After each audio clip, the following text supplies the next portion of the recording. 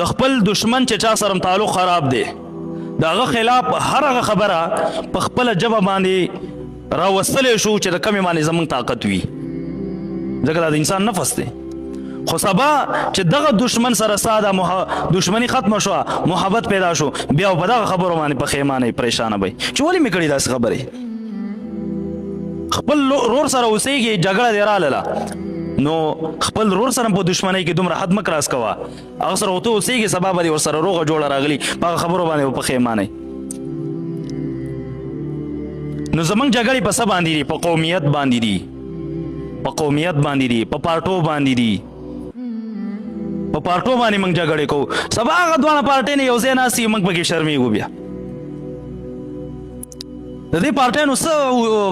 حیثیت دی چې نن به یو بل پسې ښه خبرې وکړي کنځلې به وکړي بدې ردې وایي په سټیج باندې په جلسو کې سبا دغه دوه پارټۍ یو ځای بیا ناستې وي او دلته چې ما او تا په دغې په سر باندې کم جنګ جګړې کړي دي دوستانې ورسره خرابې کړي دي رورولي مو ورپسې خرابه کړې ده رشته داري مو ورپسې خرابه کړې ده سبا هغه پارټۍ یو ځای ناستې زما ستا هغه رشته داران یار ورسره بیا خراب یو که جوړ شي پښیمانتیا یې راته نو څه حالات جوړ شو په تېر الیکشن کې هلته مړي پکې وشو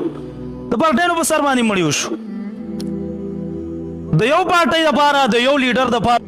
او د چا سره چې په دشمنۍ باندې راشي نو دشمنۍ کې دومره حدود مه کراس کوه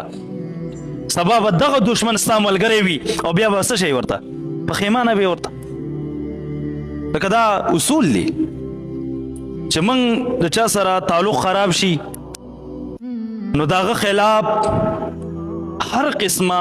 سیز باندې که زمونږ لاس بر شو نو موږ یې کوو